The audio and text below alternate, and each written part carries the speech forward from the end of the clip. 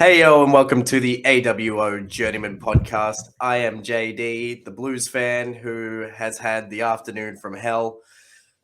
Joining me as usual is my good friend Nate, who must just be on top of the world because his football club is absolutely supreme at football.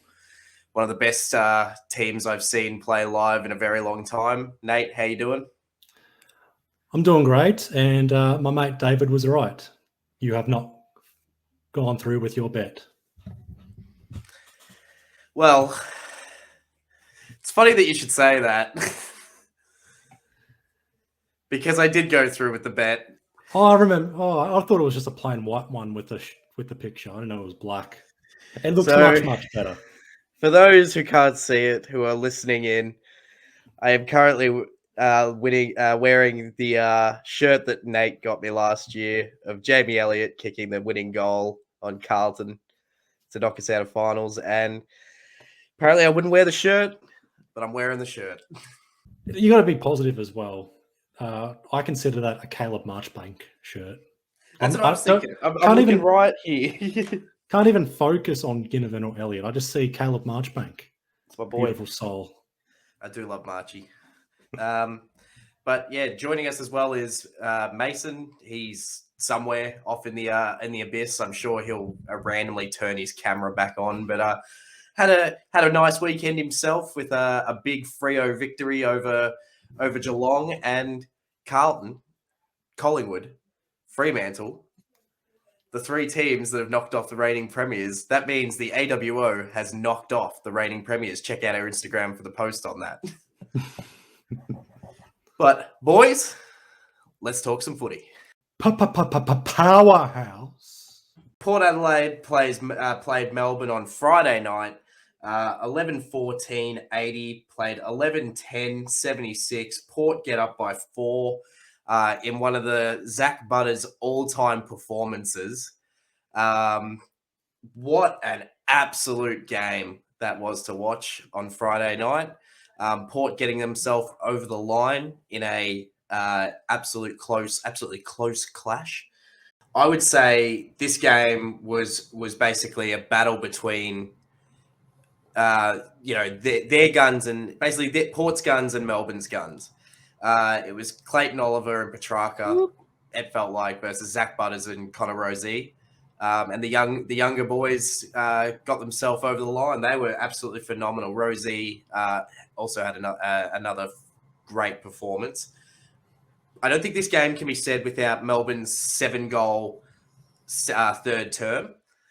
They came out firing in that third term and, for all intents and purposes, should have steamrolled over the top, but only kicked 1 goal in the last quarter. So, to Port's 3. So couldn't get themselves over the line. Port proven themselves to be a real powerhouse in 2023. Demons lost a final quarter. Uh-oh. Fourth quarter specialists, my ass now. You got to give credit to Port Adelaide. They love a scrap. This was their 5th win by under 15 points in their 7-game win streak now. And 5 of those wins, they trailed during the final quarter. So they know how to come back. When the going gets tough, everyone chips in. Everybody pushes through. And they deserve their 7-match win streak. They deserve to be a top 4 side. You said it perfectly last week, John. Demons, when they come up against a test, they've sort of faltered. The Lions lost, the Dons, or the Gather Round loss against Essendon. Now this loss here.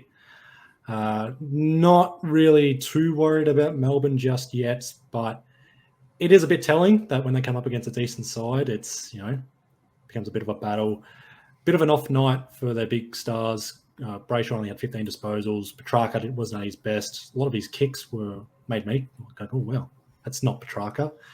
But Clayton Oliver on Sunday Arvo has been sent in for scans on a hamstring, who might miss about a month's worth of footy, which opens up the Brownlow race, does put Melbourne's midfield depth in question. Kill some super coaches. Lockie Hunter's going to miss a week with his bump on Rozee late in that third quarter. And just a few undisciplined acts as well by Melbourne in this game. How about Jason Horne-Francis pick up to Rozee in that final quarter? Oh, this kid's just becoming more and more. I think we said it best at the start of the year, which was he's going to have to earn respect for us to start to, like, really love him and cheer him on. I tell you what, he earned that with me very early on in the season, and now it's just, this kid's amazing to watch. He's settled in very nicely into that Port midfield. He's becoming a bit of a fourth quarter specialist. We've discussed this before. He loves I reckon, a bit of a clutch moment. Reckon later in his career, watch him bob up, kick a goal after the siren, or just be absolutely crucial in a fourth quarter in potentially a final or something like that. Hey, it could be even this year. He's looking the absolute spoils. And that pickup that you're referencing to Rosie, like that whole fumble, it's funny, if you watch that play, it's just fumble, and then just a clean pickup from Horn Francis out to Rosie and a great goal. So Port deserved their flowers in this game. Great performance against a top four side in Melbourne, because that's what I still think Melbourne are, a top four side, if not previous seasons have been. So let's just, again, Mason calls it best every week when I hype up Port a little bit. He said, let's just pump the brakes because this isn't a final, and that's their biggest test. But at the end of the day, they're doing everything right to get themselves to a final. And if they play this brand of footy in a final, I reckon anything's possible to get grand final is possible, especially. This game, JB said this best on commentary after the game. This game wouldn't look out of place in September. No, not at all. It was a very, very finals-like game. And I think, especially with how wet it was as well, considering the scores 11-14, 11-10, you got to admit, that's pretty good scoring for wet weather football. To be fair, Port should have kicked a lot more. As I said a lot in the group chat on Friday night, boys, they should be 10 goals up in this game. And that's what it felt like at the best of times, was they should be 10 goals up, because they just couldn't sink the goals at the crucial times. They dominate, like I said early on, they dominated the inside 50s. They dominated the clearances. So it was one of those things where you kind of look at it and go, they realistically shouldn't have made it as much of a scrap as they did, but got themselves over the line nonetheless. So, of course, was it Thursday, I believe it was, if not Wednesday? Well, let's go back a little bit further back. And I need to take some ownership first. When we recorded last week's podcast, episode 10, not 1 go 11, sorry, we did that midweek. I cut out a clip because I did ask the question, does Clarko give a fuck? And I was pretty harsh in the questioning, but we did find out our answer during the week. He does give a fuck. It's just he is struggling at the moment, given the circumstances. Clarko announcing he's taken indefinite leave from the game, or from coaching at least, replaced by Brett Radden as the caretaker coach at North Melbourne. We blasted North Melbourne's pressure, or their efforts, in the last month, and some of that, I guess, could fall under Clarko as coach. I guess, the way he's delivering his message to the players needed to take a step back. Just that's in regards to this season. That's minuscule compared to the pressure he's got under this AFL investigation with the Hawthorn racism saga, which occurred 10 years ago. So we also posed a question during the week if Clarko would be coming back. I was initially saying no. However, I'm a bit 50-50.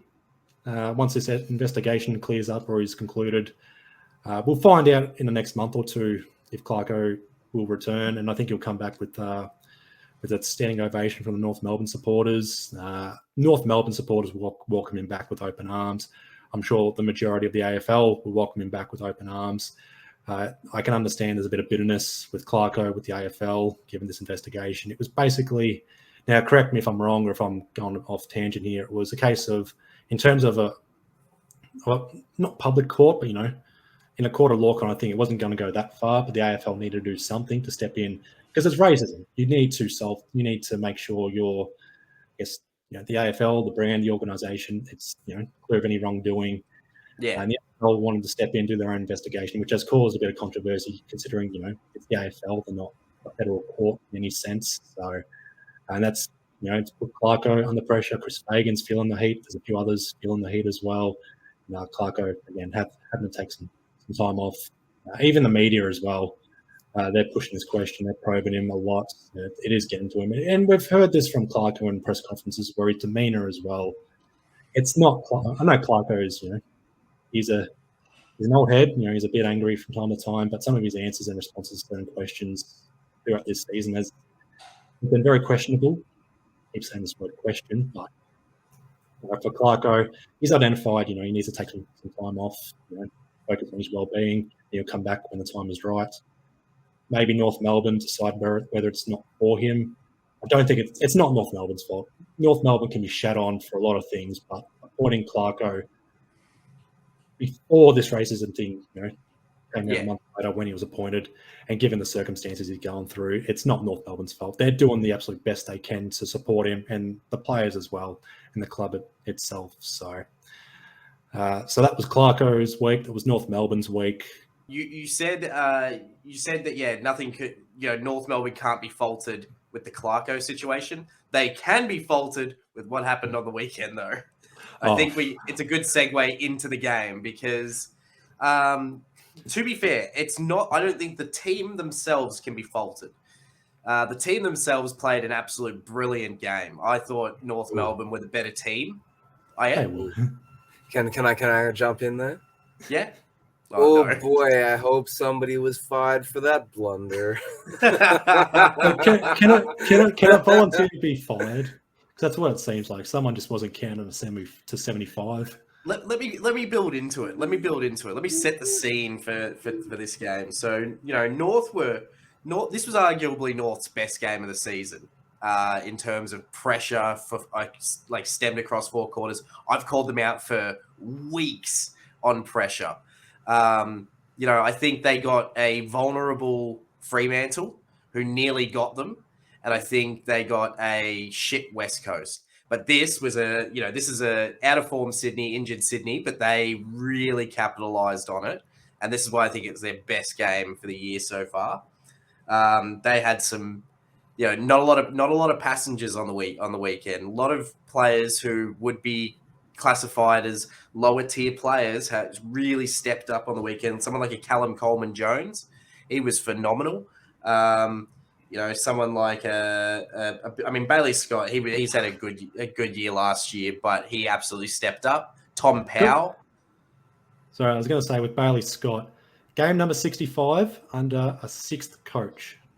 Wow, that's damning.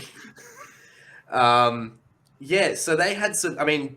George Wardlaw, he was very serviceable. Took a big hit early and tough as nails. Love him. Got himself through the game. Eddie Ford, Aaron Hall stepped up. Nick Larkey, Harry Sheezel was brilliant again. That kid is just amazing to watch. Isn't he? I know it's funny because Ashcroft had an amazing Saturday night, but I still reckon just hand the kid the rising star. He's just a level above everybody in his draft class this year. Brett Radden, what a great coaching move, putting him down forward, kicking 2 goals. He was known as a goal sneak in his NAB league last year, or his draft year. Don't put him on a half-back flank ever again. Keep him in the midfield, keep him down forward. Absolutely. Now, Sydney, it is something has to be said for some of the players that stepped up for them, Warner and Golden specifically. They were absolutely phenomenal players for Sydney. On Saturday, but it came down to one of the most weirdest things I think I've ever seen on a football field. So North were clutching at a victory. To be fair, it was in a very dire spot for them, but in a way, Sydney didn't feel like they were going to score, if that makes sense. It felt like it was just going to get held up with stoppages, or it was going to take a miracle for a goal to go through. Well, I'll go back a little bit. So just think, so all these players, standing around. Everyone's looking at the umpire going, what's happening? What's happening? What's happening? Us at home are just sitting there going, what's going on? And then all of a sudden, umpire blows his whistle and goes, so we're calling it. Basically, you could hear this bit where it was like, so we're calling it. And then you couldn't really hear what he made out. And he's like, free kick Sydney on the line, at 50 meters on the line. And I'm like, what? What has happened? And then you just hear interchange. The commentators go, it sounds like there could have been an interchange infringement. We'll keep you updated on that. And I was like, okay. I was like, interchange infringement, what could have that been? And I'm thinking it was the classic one where maybe an extra player had run on by accident for a second, or couldn't work out what it was. Went back to the middle. Sydney ground out North to win, run out 3-point winners, and it wasn't revealed till now. This is becoming a bit of Fox Footy's. They're loving doing this lately. Takes them ages to show what actually happened, or show you the audio for something that actually happened. And basically, I think it was about 5-7 minutes until they actually showed the audio. And they show us the audio where it's basically revealed that North Melbourne had an extra interchange, 76. So for explanation, teams are only allowed 75 interchanges for the entire game. North Melbourne made 76. If you watch the round so far, it's potentially revealed that they actually made 77. No, they've cleared that up. So okay, they're on 74. They did a double interchange with Shields and someone else to go from 74, 75, 76. And there was confusion there. 77 was more North Melbourne trying to rectify it. Basically, all right, one of our players need to go back on to. So they thought they were trying to, rectify it, go back to 75. Therefore, it counts as 77. And then there was that talk of like, it should have been 2 50-metre penalties to Sydney. One for the goal and then straight away. But rectified straight away. It was just the double interchange from 74 to 76, which shouldn't have happened.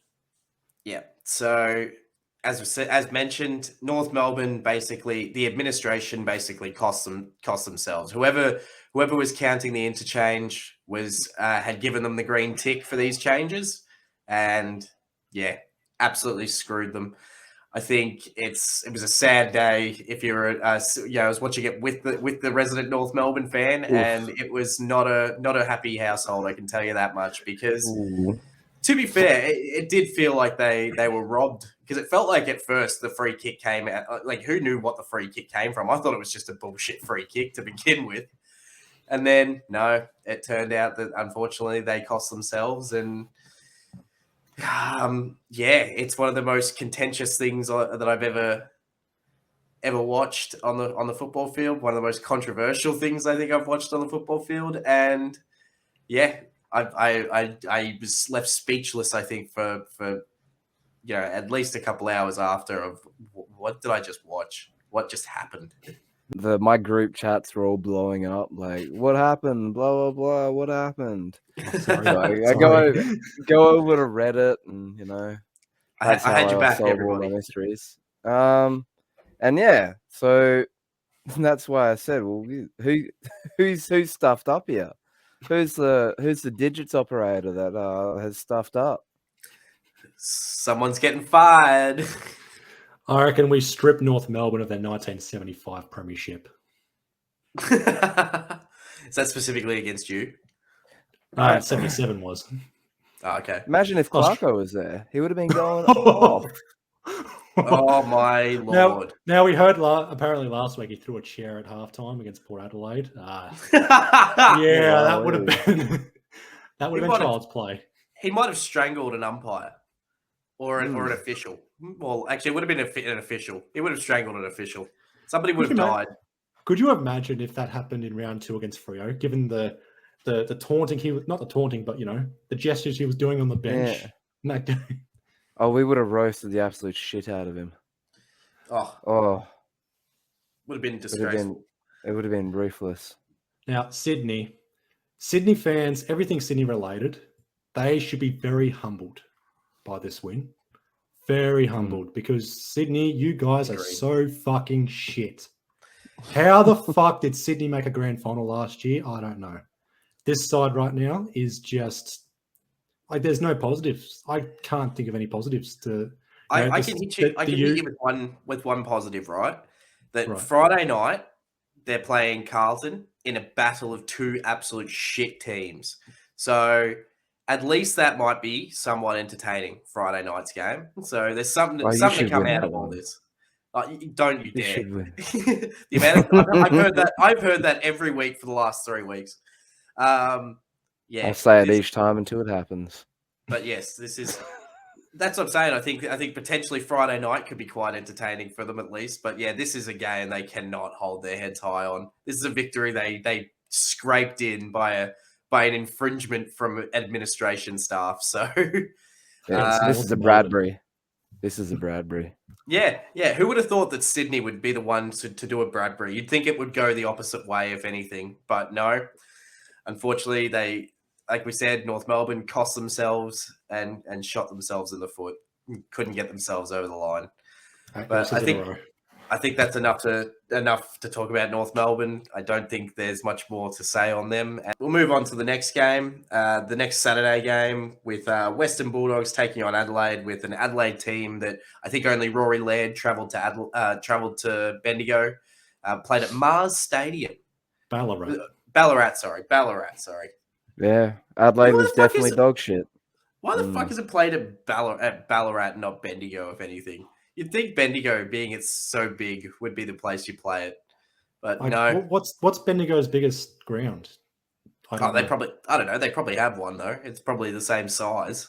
Yeah, well, sort of Shepparton, but Ballarat or Eureka Stadium, Mars Stadium. It's got apparently it fills in 10,000 people. So, but yeah, that's as mentioned, Rory Laird, I think the only Adelaide player that really travelled over from Adelaide to Victoria. This was all Bulldogs from the start to the finish. I actually shouldn't say to the finish. I think a lot of junk time went to Adelaide. So it was a performance by the Dogs where we've been saying it for weeks, where they're just sort of stamping themselves in the competition as a top 4 side this year. We had our doubts on them early on. I do think in some ways they do still have some issues. Crucial ones will be mainly just personnel. It's mainly who comes back and who comes into where, which is great to have. These aren't issues that I'm saying are bad. They're great issues to have, and I just hope that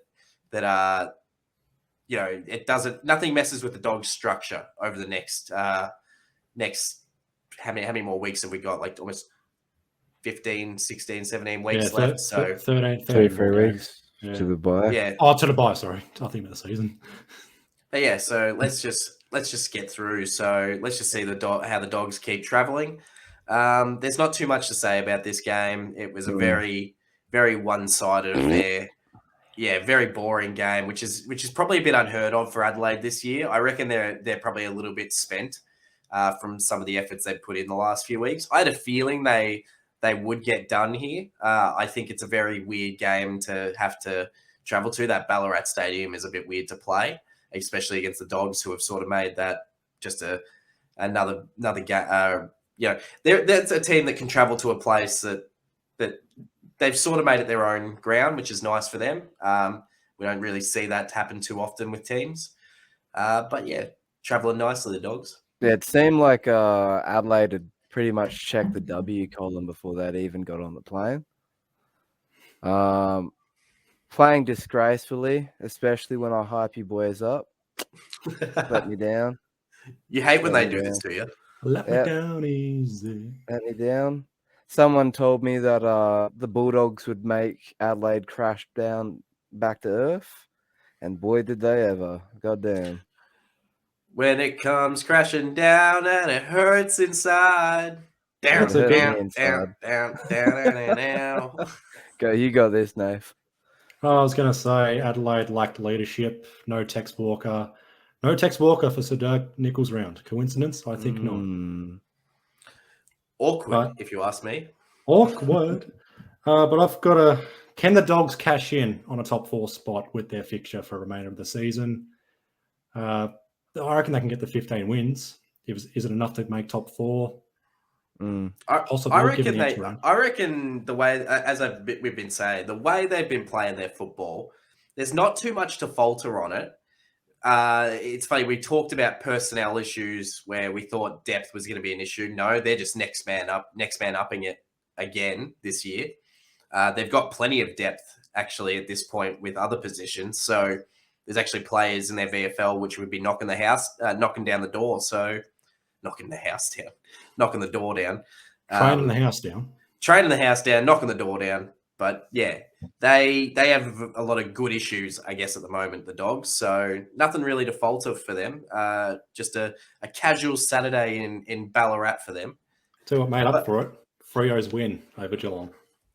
Hells yeah. I went to that one. Yours personally did. There was some numpties at the game this weekend. Before I get into the good news, there's just some people vaping in front of us. And then it's like non-stop vaping. I was like, clouds. I'm sick of smelling your cherry smoke. Piss off. It's always cherry. Yeah, it's always cherry for whatever reason. Anyway, good game. I'm firmly now a Jackson believer. You're converted. I'm on the train. I'm all aboard the Jackson train. His tap down to Freddie for a goal. Mwah. Beautiful. Beautiful stuff. So Amos has finally arrived to the AFL community. That's another good thing to see. I'm starting to see that. Where are you seeing that? I haven't seen much of this. Just starting to see it on pop-ups or on some Instagram page. You know, being like running our Instagram page, I follow a lot of pages, and I'm just starting to see his name pop up a fair bit, a lot. You know, the last few weeks. So I'm like, here we go. Something we've been talking about for a little bit now. So good to see him starting to come to the forefront. It's really good. I like. Pretty much my major thoughts were, oh no, Dockers pretty much have learned how to putt. The forward line is perfectly right. With the forward line is coming together. I'm not used to seeing us kick this many goals. It's the third week in a row that we've scored over 100 points. We're firing the fast pace, get out the back and then magically score a goal is beautiful. Sonny is just a general in the forward line. My God. I still reckon give him 2 more years. I don't care what Nave says.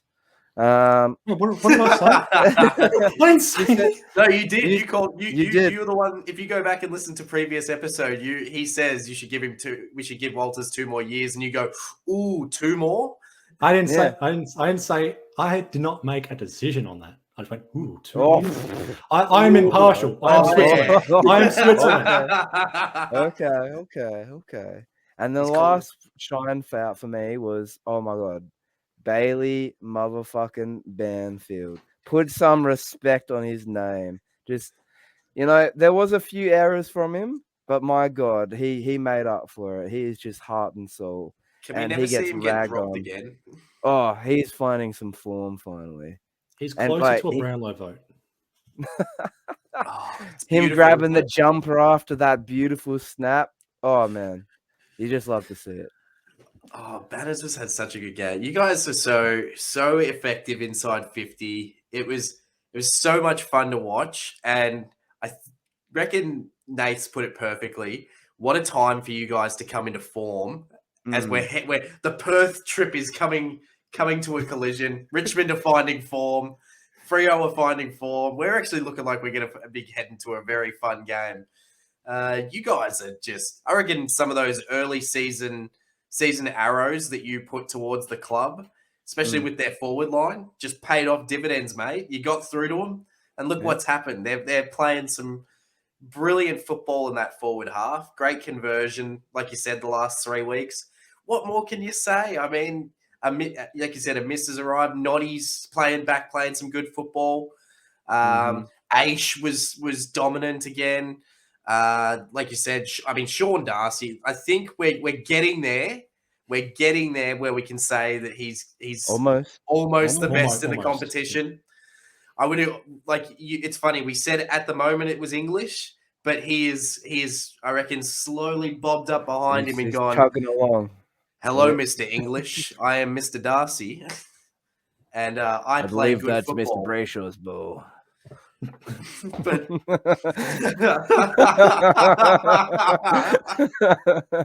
but your midfield again. So Brayshaw, Sarong, absolutely dominant. Schultz up forward. I love He that guy. played a brilliant game. There was just some brilliance across the board. This is just going to be an absolute Freo circle jerk right now. We are I just love it. loving them too much. I mean, there is something to be said. You know, with Geelong, they had a few players that played their part and played well. Bruin was a serviceable player for them. Blixarves as usual. Stewart was a weird player on the day. Had a lot of, I felt like, clangers, but was still at his best. And I think it was Henry returned as well. Was it last week or this week? No, this week. Henry returned this week, 2 goals, slotted back into their side perfectly, and let's hope his brother's doing well because, as everyone would say, an injury that makes every man cringe. And I know even Nate, even I think every Collingwood fan said this week, "Ooh, don't wish that on him." Nah. That's Liam Ryan. No, Luke fucking Ryan. His son, a West Australian. White Ryan kept Jezza. Whoa, White Ryan. Nah, you got to give the defenders credit as well. No Cats players got over 20 disposals in this game. I don't know if that's ever happened to any side ever, where players, you got to go back to like the early 2000s or the 90s, where like 25 disposals, like what the fuck? That is explosive. But no Cats players had over 20 touches. Not alarm bells just yet. I still don't think it's alarm bells for Geelong, but if they lose to GWS at home next week, then it's okay. Shit's getting a bit serious, but no, I think Geelong will bounce back soon enough. Yeah, I think it was a fun little game on Saturday afternoon. Anything else you want to add, Mason? You were the one that was there. No, that was it. It was just like, everything is coming on board. I could go over a bunch of stats for the Indigenous round, if you want. Hit us with your stats. Hit us with, come on, stat man. It was an interesting stat that we are the number one. Hang on, let me just pull it up for you. Oh, I did. I think I saw this. Yeah, I saw it as well. I think the Indigenous players. In your entire history, you've only had one round in your entire history where it's included no Indigenous players. Yeah, which I thought was amazing. And we have like the record for the most consecutive days with an Indigenous player playing. And I think it is 400 and roughly 495 off the top of my head, more than the next team. So I thought that was brilliant. I think it's something to be said with Freo's connection to the Indigenous community. You guys are a club that is just admirable, and I think you're a club that also needs to be focused a little bit more on Sir Doug Nicholls' round. You're a club that's done a lot for Indigenous football, especially in WA. So I don't know. I just think it's something that, like you said, especially with that stat alone, it's something that maybe Freo need to be included a little bit more in Sir Doug Nicholls' round. Put some respect on your name. I think we've got to take some respect first before we get noticed. But I think it's more just the appreciation for what your club has done, because the way you look at it is a lot of the Indigenous players you have had over the years have been some of the most phenomenal players that have ever played the game.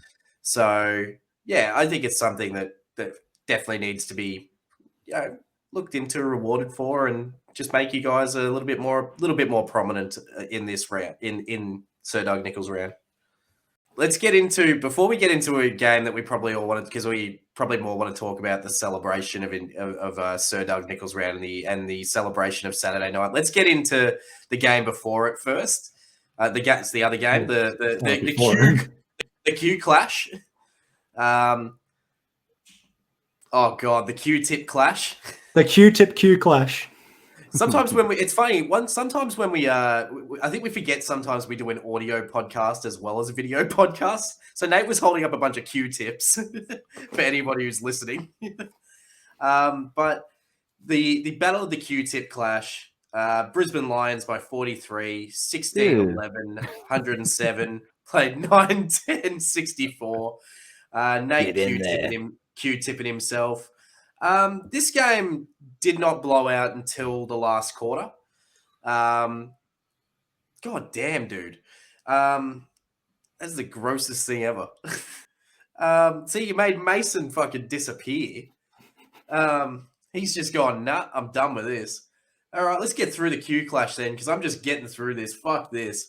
Okay, this game was really, really close in the fourth, and then Lions just blew it out.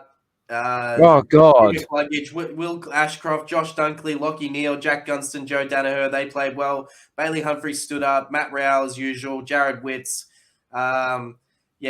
Lions by 43. Q clash over. Let's move on to Indigenous game. Sir Doug Nicholls round. Come on. Sorry, boys. I had an invader. Did not want to watch him Q-tip himself for fucking... well done, Brisbane. Review. Well done. Q-tip, Q-clash winners. I think that's the 9th in a row against Gold Coast. Gold Coast so many people watching this. Gold Coast call Brisbane daddy, but Essendon can no longer call Richmond their daddy. Oh god, getting through that was probably one of the more traumatic things I've had to do on this podcast. I've done one of my favorite things that I've ever done was we did the walk to the G. That was, I don't know, I think they still do it. I don't think they walk onto the ground, or they might still walk onto the ground. But yeah, did the walk to the G, then watch the game in the cheer squad basically for that game. So it's a phenomenal night. If you haven't been to Dreamtime at the G, make sure you go to it at some point. It's just you will not regret it. And from what I gather, it's becoming better and better every year.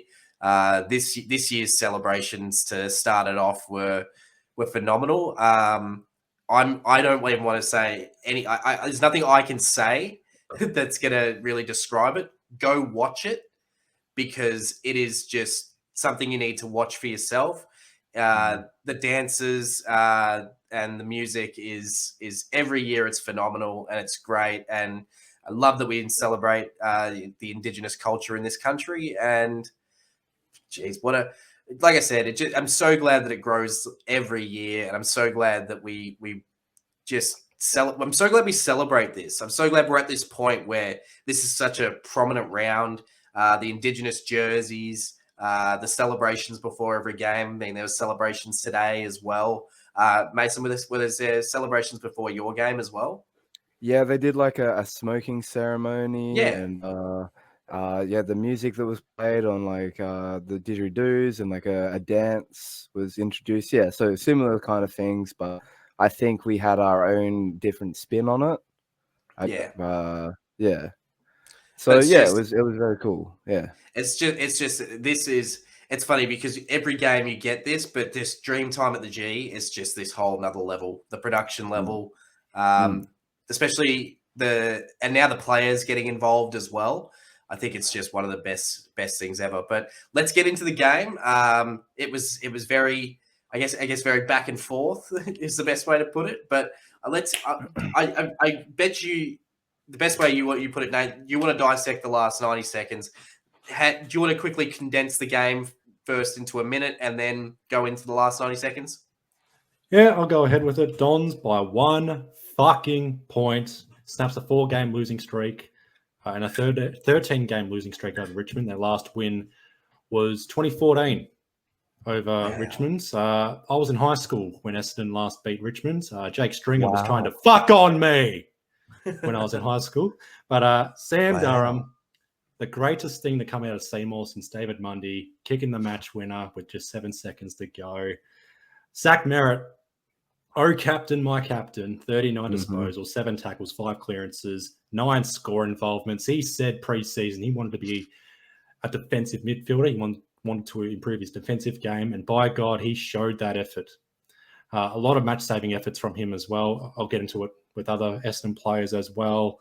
Dylan Shield was laid out. Now, I said last week that Sam Draper had to step up in order for Essendon to win. He didn't step up, I don't think. I saw Nan Curvis was in for Richmond, so I tipped Richmond for this one. JD he flipped his tip because of Dylan Shield. That might be another debate. Do you flip your tip regardless of circumstances? But just staying on this game, massive shout out to Ben Hobbs and Jai Caldwell as well. Jai Caldwell is a very underrated inside midfielder now. 31 disposals, a lot of clean inside possessions, linking a lot of players, getting a lot of his teammates involved. But let's dissect the last minute of this game. A few lead-up moments. Nick Hind rushed behind off a Dusty Martin snap at three-quarter time. Just a little thing like that. Jai Menzies' goal. That was the goal where I think Davey pumped it forward. It was bouncing forward. Richmond were on it. And for some reason, the ball just bounced backwards and all over the place, allowed Essendon to swoop in, get possession, and Jai Menzies kicked that goal. Ryan Mansell. Sorry, mate. He kicked a similar shot in the first quarter. I think it was the first goal of the game. And then he kicks it down the full. He had to lock. He had to private his Instagram account after the game. I'm not sure if he does it before the game. I know some players lock their account before the game so they don't get abuse. I'm pretty sure he was getting abuse after that. So anyone that gives abuse to players after games, don't fucking do that. Don't fucking do that. No, Ryan Mansell, he'll have a sleepless night over that one. But the last 102 seconds, ball up on the wing. Baldwin comes off for Redmond. Foreshadowing there. The commentator said perfectly, get your speed on, get your runners on. That's exactly what happened with Redmond coming on. Richmond had a spare defender in Floston, but a few seconds of fumbling around. Dusty Martin had the ball. Was about to kick it long inside forward 50, but Zach Merritt's chased down on him. Kind of saved Richmond there, because if Dusty blazed away, it would have been intercepted straight away by Essendon, and they would have been out. So it was a bit of a scramble inside forward 50, but Jack Rewalt, I'm sorry, but this was dumb by him. Sockers it forward, straight to Ridley, and Ridley's got a bit of time, goes to the fat side, and Mason Redmond's right there. Mason Redmond said after the game they do what they call chips in. You would have seen the board Essendon put up with all the poker chips. That's the signal all in or chips in, and that's exactly what Essendon did. Mason Redmond, I think it was a bounce, but kicks it inside forward 50 to Jake Stringer. Now, this wasn't a mark, but Jake Stringer had to take it perfectly, and that's what he did. Hand passed it off. I'm not sure who he hand passed it off to. Nick Martin, who kicked it inside 50, didn't hit a target. Liam Baker gets the rebound 50, just blazes away onto the wing where Dyson Heppel took a good mark over Mansell. So Mansell, wasn't very competitive in that marking contest over Heppel, of all people.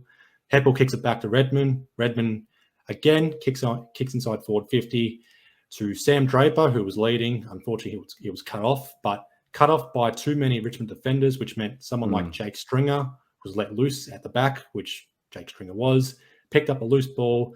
He had one or two options. He could have either been selfish, had a shot off his left or right, but he kicks it left foot to the top of the goal square where Sam Durham takes the mark over Daniel Rioli. Daniel Rioli, he may also have a sleepless night. He's someone that would typically intercept that one or just, gobble that up. But Sam Durham, last second, comes in, takes the mark straight in front, and he kicks the goal to put Essendon in front by a point.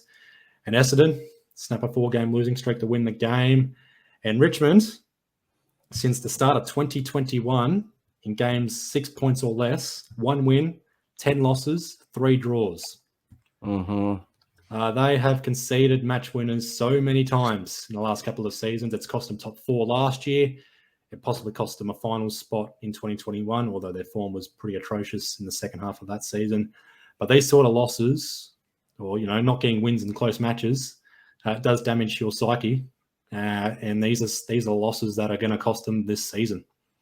And for Essendon, this was the 8-point game for them. They needed this win. They've got West Coast next week in Perth, and they got North Melbourne 2 weeks later. And I think they got Carlton 3 weeks later as well. So that win, considering Essendon's draw, they got West Coast and North Melbourne twice. I consider that 4 guaranteed wins. That gets them up to 9 wins. This is a season that it's going to be, 13 wins, get your finals, 14 to be safe. Essendon can find these wins somewhere and sneak into the top 8 yet again. Like, I was sitting there watching that, and I was just like, oh, yeah. Before Essendon made a surge comeback. Oh, yeah. I was like, oh, yeah, Richmond's got this. It's all good.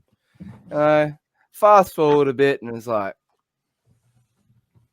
and then, 30 seconds to go, it kicks it in front, and directly the words that come out of my mouth is, fuck me sideways. They've done it. That's all I could think. They've done it. They've somehow pulled this off. Well done, Essendon. Well done. Well done. Close game. You knocked off Richmond. And we thought, Richmond back in form, did not give Essendon a chance. And they've done it. They've pulled it off. So good on you, fellas. That's pretty much all I have to say. Shout out to we love a good shout out of our mates. So shout out to Jabs, the old resident Essendon fan.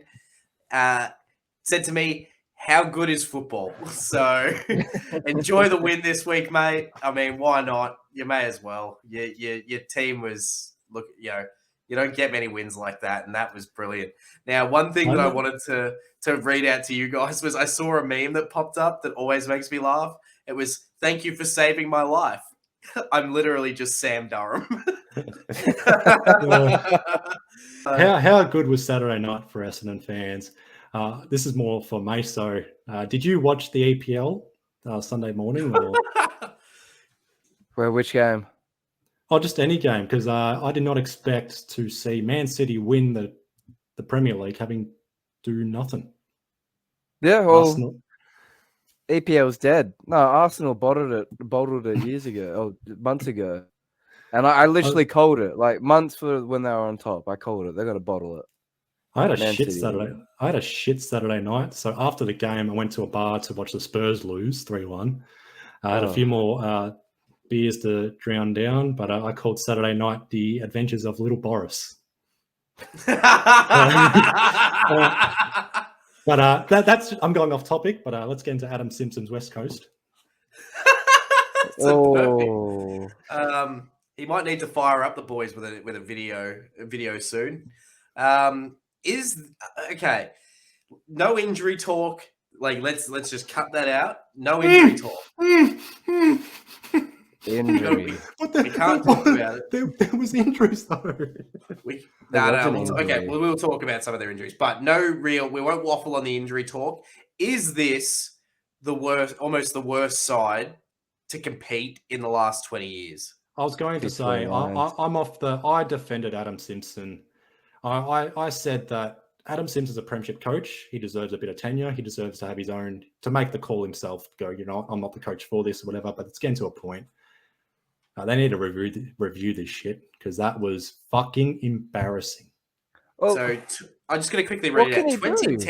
2010, 142, played 4-2-26. Hawthorn by 116. Second bottom of the ladder, destroys bottom of the ladder. I mean, how can I understand that, at the end of the day, it falls on the coach, but they just don't care. They just play with no heart or effort. It's just, what was it? Gaffey was getting roasted, and I was absolutely loving every second of it. And they show this footage of he's got, I think, 3 players in the forward 50, and he elects, instead of kicking it forward, to go sideways. So apparently, here's a result. Here's something for you. It's just a stat. Since we love throwing a stat out, they only transitioned 4 times out of defense into their forward half for the game. 4 times they could get it out of their defensive half and get it into the forward half. That is Man.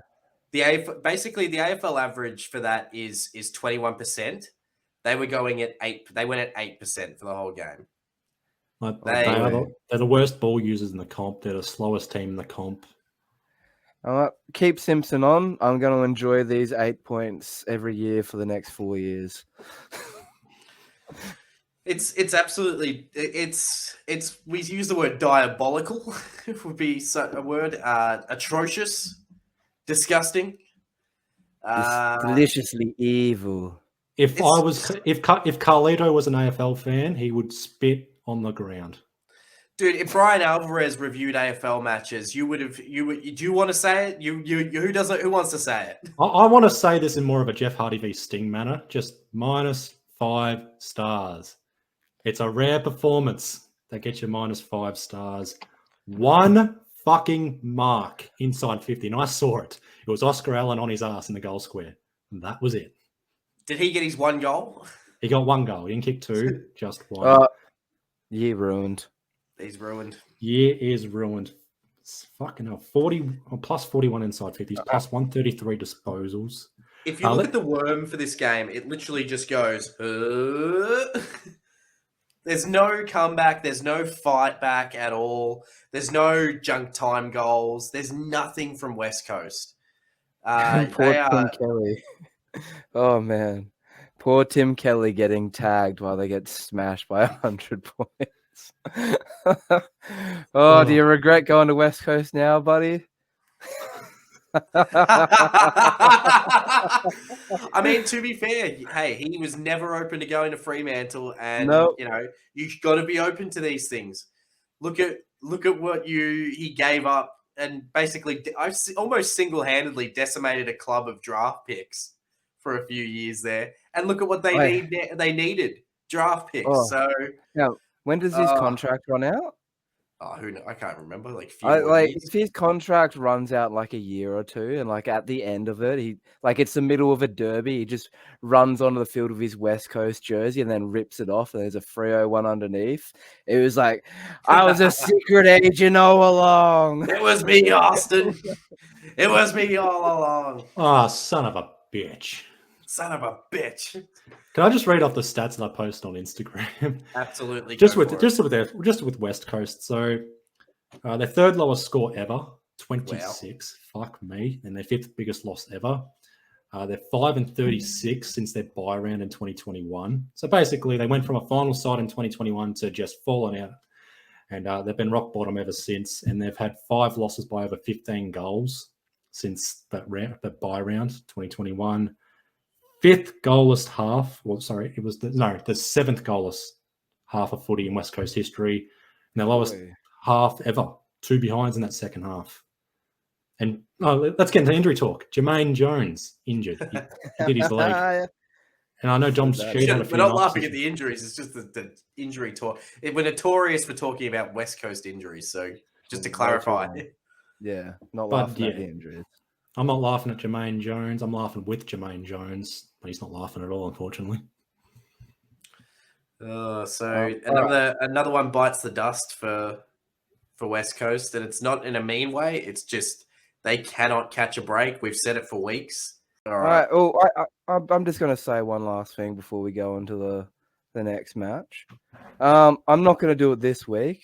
Maybe the next week or the week after. Who knows? But I'm going to have a serious look at their playing list and what they should do in the off season, because if something serious isn't done and a list overturn needs to happen, they're going to be cellar dwellers for the next 6 years. Well, that's my big call. Get prepared, West Coast fans. You're going to love hearing a Freo fan tell you what to do with your list. Yeah. They're going to love that. But to be fair, like we always say with this podcast, I actually can't wait for that because, again, we have a WA perspective, something that, I just never thought we'd have the complete perspective of. So going to be interesting to hear what you think they can do with their list. Do we want to go on to the next match? I mean, I don't. Yeah, well, like a lamb to the slaughter. I had to attend Carlton versus Collingwood. Carlton go down by 28 points, lost the game in the first quarter, 57-85. Collingwood, absolutely elite. For me, there's not too much. I don't even want to go into too much about this game. I've got a bit to talk about with Carlton, with what I think they should do. I'm just going to quickly go into how. So I recreated round 23 from last year. I went by myself again, sat in the same seat, no clutch goals needed this time. Collingwood just too good. Carlton didn't turn up in the first. Collingwood are just an elite side. They're something else to watch. As I joked with you guys, the fans are slowly getting the memo. They'll get there. They will get there. I think the way the team's carrying themselves and the way the coach and the staff carries himself, it's slowly filtering down to the fans. But I think there's something to be said with when Collingwood and Carlton play, the noise in the MCG is just it's like this wave of air that just flows through the place, and it's just you could only imagine what it would be like to be out in the center of that ground when playing in some of those games. I think it would. It's to be said that a lot of those big decibel games they talk about, it's the decibel of the crowd. I do think Collingwood Carlton games sometimes need to be measured because some of the noise that comes out of it is amazing. An amazing captain's performance from Darcy Moore down back. Dacos brothers, amazing as usual. And there's not too much to say when it comes to Carlton. I think they were just lacking spirit, lacking fire, and just couldn't will themselves back into the contest. And I think there's a lot to be said about the last 3 weeks. We said they've got 6 weeks to prove themselves, the Blues. They've failed 3 tests so far. Another big test on Friday night against Sydney, in Sydney off a 5-day break. Nate's pointed out the stat that not a lot of teams can win off a 5-day break, which is absolutely fair. That stat is there for a reason. So a lot to look into for Carlton, a lot to dissect. This just reminds me of the Demons in 2019. Carlton calls Collingwood daddy. Not really. That's but pretty. okay. No. What do you mean? Last 25 games, Collingwood's won 20 of them. And this is meant to be the greatest rivalry. Carlton haven't won a home game against Collingwood since 2012. I hate Collingwood's white shorts, but we seem to beat Carlton with them, and they haven't beaten Collingwood in front of a crowd since 2017. So my message to Carlton fans: don't worry about Collingwood anymore. Collingwood is too good for you. Go chat to GWS. Go chat to Gold Coast, because those are the clubs you need to beat to keep your season alive. Don't worry about Collingwood. Collingwood's focused on Melbourne. They're focused on trying to beat Brisbane. They're looking to dethrone Geelong, and they're going to hopefully take down Port Adelaide again. Collingwood's focused on the top. Carlton, worry about your bunch, all right? One of your membership logos or slogans from 15, 20 years ago was "They know we're coming." Oh, that's a God message. Damn it. That's a message directed to bloody GWS North Melbourne Hawthorn. Get over that fucking saying, every other club, for fuck's sake. Hey, you're the ones. Hey, I smell what you're cooking. Oh my That God. is Like just one more thing. Just one more thing on Carlton. Now, if Carlton had won, I was going to wear this. But there's an interesting thing about Carlton's jumper is they've got a message. They've got a tag on their jumper. And it says, when you put on this Guernsey, the monogram on the front is more important than a number on the back. I'm starting to question some Carlton players. Do they want to play for this club, or are they just playing for themselves? Do they care? Yeah, I guess I'm just going to... Nate broke me pretty well there. So Carlton changes, stop the slow ball movement, work on skills and the 1%ers. Midfield to forward connection needs to pick up. Changes I think they need to make. Motlop or Durden need to go out for Jack Martin or Zach Fisher once they can once Fisher, Jack Martin's calves are right. Hewitt or Ed Curnow need to go out for Paddy Dow or a Jackson Binns debut. Lewis Young or Mitch McGovern out for Kemp or Marchbank. Marchbank was back in the VFL this week. Mackay out for TDK. I think that Mackay needs just a bit of confidence in the VFL for a week or two. Newman for Cowan. I think Newman's just lost his touch with footy. Play Honey or Carroll as the sub. I think both those boys deserve to be playing at least senior football in some way. Lockie O'Brien can also be said for that position. Plowman's been making a case, but I think he's had plenty of opportunities at AFL level. Players who have gone backwards this year, Mitch McGovern, Jesse Motlop, Jacob Wiedering, George Hewitt, Adam Sard, Zach Fisher. This is previously, I think he's started to go back into the VFL and be serviceable. Corey Durden, Harry Mackay, Jack Silvani, and I think there is something to be said about how Cripper's playing at the moment. But I do think, to end on a little bit of a positive, at least the next level that some of the players that we have, Chera, Curnow, Doherty, Owies, Pitto, Boyd, and Cottrell. I think all of those players, they can hold their head high this year. That's Charlie Curnow, not Ed. Ed is looking a little bit too old, but the rest of those players can at least hold their head high. I think Chera, what a year to put your best year together in a year where the team's doing absolutely nothing. But as I said, this is where I think it's sort of like a bit like the D's 2019. They had 3 wins, 1 draw with an all-star list that made a prelim the year before. So I just think, I'm not going to be happy much this year, but, I think it's something to be said for what can be happening in the years after years like this. So can only hope that if they don't turn it around this year, that at least they've got the stars there to start still push in the next few years. Yeah, my main positive for Carlton was Shez. He looked easily one of the best players on the field. I'm finally seeing what you're talking about. And you said that Blakers was having a good run, and he just had to happen a stinker this game. He had a stinker today, yeah. He had an absolute stinker. But I think there was a lot of boys today who had absolute stinkers. So he's shown above the rest of me, though.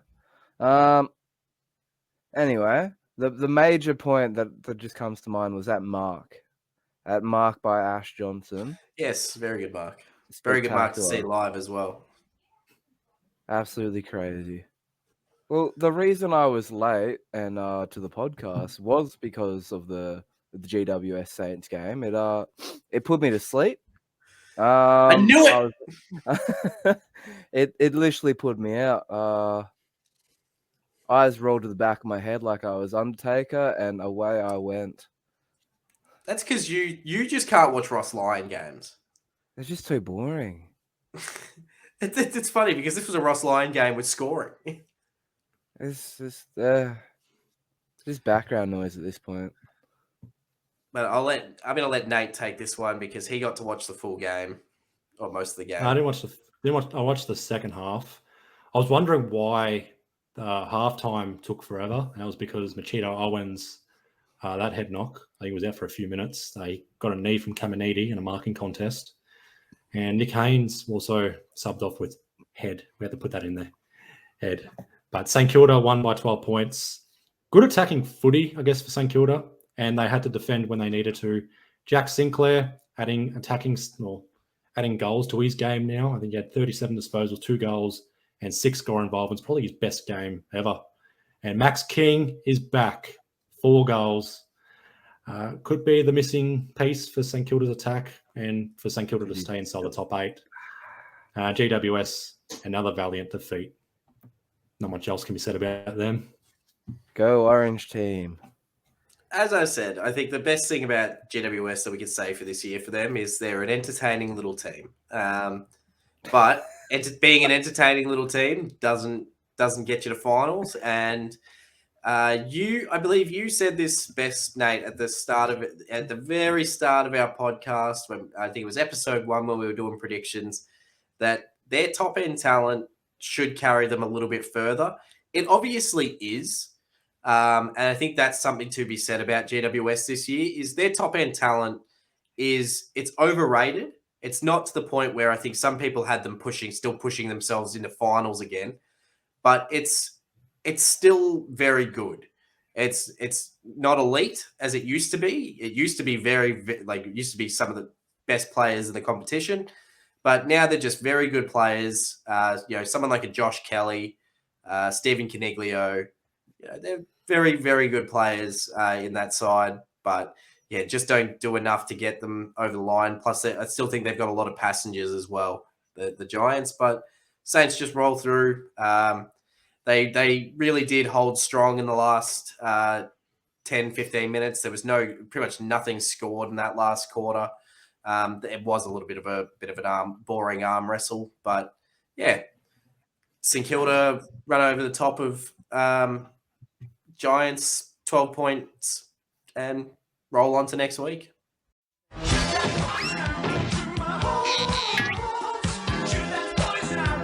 Andrew Gaff, you look like a lesbian with a gluten allergy. I don't like the way you look, the way you kick. I don't like the way you handball. I don't like the way you tackle. I don't like the way you play. I don't like your T-Rex arms. I don't like your hair. And most importantly, I don't like you.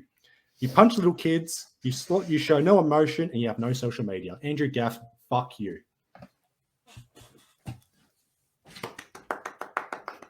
What's with the fucking clapping? Because it's just you just destroyed Andrew Gaff. Boys!